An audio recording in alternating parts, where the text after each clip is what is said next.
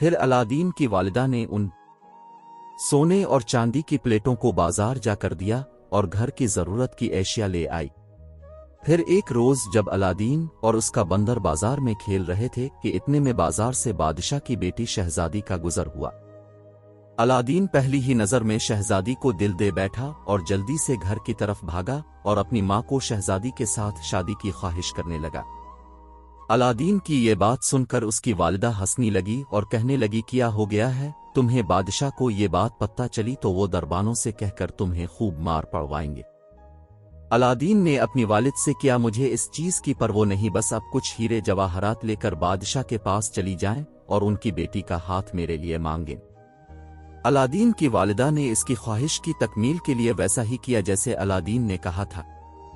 جب اس کی والدہ عمل کے کپڑے میں جواہرات لیے وہاں پہنچ گئی، دربانوں نے اسے بادشاہ کے دربار میں جانے سے روک لیا، لیکن بادشاہ کو اس کے ہاتھ میں ململ کی پوٹری دیکھ کر کافی تجسس ہوا اور اس نے دربانوں کو حکم دیا کہ اس خاتون کو اندر آنے دیا جائے۔ اس پر الادین کی ماں نے بادشاہ کا شکریہ ادا کرتے ہوئے کہا میں آپ کی بیٹی کا ہاتھ اپنے بیٹے کے لیے مانگنے آئی ہوں اور یہ ہیرے جواہرات تحفہ کے طور پر لائی ہوں۔ بادشاہ نے کہا یہ ہیرے جواہرات تو بہت قیمتی لگ رہے ہیں، اگر تمہارا بیٹا میری بیٹی سے شادی کی خواہش رکھتا ہے تو اسے کہنا ایسے بیش قیمتی جواہرات 40 سونے کے تھالوں میں لا کر 40 غلاموں کے ساتھ میرے پاس لے آئے تو میں اپنی بیٹی کا ہاتھ اس کے ہاتھ میں دے دوں گا۔ پھر الادین کی ماں نے گھر جا کر الادین کو بادشاہ کی شرط بتائی تو الادین نے کہا اتنی سی بات؟ اس نے چراغ رگڑا اور جن سے کہا، جن نے تھال پکڑے غلاموں کے ساتھ گھر کو بھر دیا۔ پھر الادین کی ماں نے غلاموں کو لیے بادشاہ کی پہلی شرط پوری کرنے دربار چلے گئی۔ بادشاہ یہ دیکھ کر خوش ہوا اور کہا میری دوسری شرط یہ ہے کہ تمہارا بیٹا میری بیٹی کے لیے ایک عالی شان محل بنوائے جہاں میری بیٹی رہ سکے۔ الادین کی ماں نے بادشاہ کی دوسری شرط کا الادین کو بتایا۔ الادین نے جن کو حکم دیا تو اس نے راتوں رات بادشاہ کے محل کے سامنے ایک بڑا سا محل تعمیر کر دیا اور ایک سرخ رنگ کا قالین محل سے بادشاہ کے محل تک بچھا دیا۔ الادین نے کہا بہت خوب، اب بس جن تم مجھے ایک شاہی لباس اور ایک گھوڑا دے دو۔ جن نے ویسا ہی کیا۔ الادین گھوڑے پر سوار ہو کر بادشاہ کے محل میں پہنچ گیا۔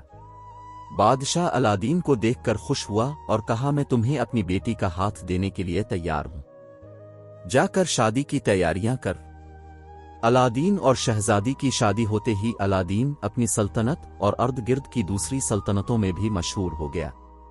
مشہور ہونے کی خبر جادوگر کو ملی تو وہ بھی الادین کو دیکھنے چلا آیا اور دیکھتے ہی بولا یہ لڑکا باہر کیسے نکل آیا، اور ضرور اس نے یہ سب حاصل کرنے کے لیے میرا چراغ کا استعمال کیا ہوگا۔ جادوگر نے فوری طرف لڑائی اور اگلے کی روز چراغ بیچنے والے کا بھیس بدل کر الادین کی سلطنت پہنچ گیا۔ جادوگر نے الادین کے محل کے باہر جانچتے ہی اونچی اونچی آواز میں چراغ بیچنے کی پیشکش لگانا شروع کر دیں اور کہنے لگا پورا نہ چراغ دے کر نیا چراغ لے لو۔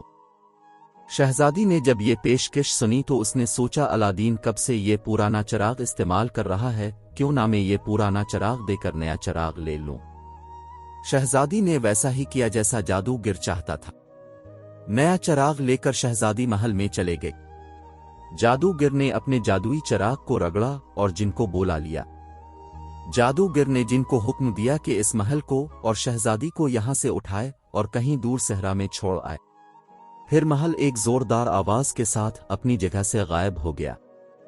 بادشاہ نے یہ سارا معاملہ دیکھ رہا تھا، اس نے فوری اپنے وزیر کو حکم دیا کہ الادین کو بلایا جائے۔ جب الادین محل میں آیا تو بادشاہ نے الادین کو حکم دیا کہ جاؤ 4 دن کے اندر میری بیٹی کو ڈھونڈ کر لاؤ ورنہ تمہارا سر قلم کر دیا جائے گا۔ الادین نے لرزتی ہوئی آواز سے کہا میں شہزادی کو ڈھونڈ لاؤں گا، یہ میرا اب سے وعدہ۔ پھر الادین 3 روز تک شہزادی کو سلطنت میں ڈھونڈتا رہا لیکن اسے شہزادی کہیں نہیں ملی۔ پھر وہ تھک ہار کر ایک جگہ مایوسی سے بیٹھ کر رونے لگا کہ اچانک اس کی نظر اس کی انگوٹھی پر پڑی۔ اس نے اپنی انگوٹھی سے مدد مانگی تو انگوٹھی نے اسے محل کے پاس پہنچا دیا جو کہ ایک صحرا میں موجود تھا۔ الادین چپکے سے محل میں داخل ہوا اور شہزادی سے ملا۔ شہزادی نے اسے سارا واقعہ بتایا۔ الادین نے ایک ترقب سوچی اور شہزادی کو ایک بوتل دی اور کہا جب جادوگر اجائی اب اس کے شربت میں یہ ملا دینا، اس سے ہمیں چراغ اور محل دونوں واپس مل جائیں گے۔ پھر الادین محل میں چھپ گیا اور شہزادی کو دیکھنے لگا۔ جیسے ہی جادوگر محل میں آیا تو شہزادی نے اسے شربت پینے کی دعوت دی۔ جادوگر نے خوشی خوشی وہ شربت پینے لگا جس میں شہزادی نے نیند کی دوائی ملائی تھی۔ جادوگر شربت پیتے ہی بے ہوش ہو گیا۔ پھر الادین نے جادوگر کی جیب سے چراغ نکالا اور جن کو بلایا اور اسے حکم دیا کہ محل کو واپس سلطنت میں لے جاؤ اور اس مرغ جادوگر کو صحرا میں ایسی جگہ چھوڑ دے جہاں سے یہ کبھی واپس نہ آ سکے۔ جن نے ویسا ہی کیا، محل سلطنت میں واپس آ گیا۔ بادشاہ یہ دیکھ کر بہت خوش ہوا اور اپنا تاج الادین کو دی کے کر سلطنت الادین کے نام کر دی۔ پھر الادین شہزادی کے ساتھ اپنی سلطنت میں ہنسی خوشی رہنے لگا۔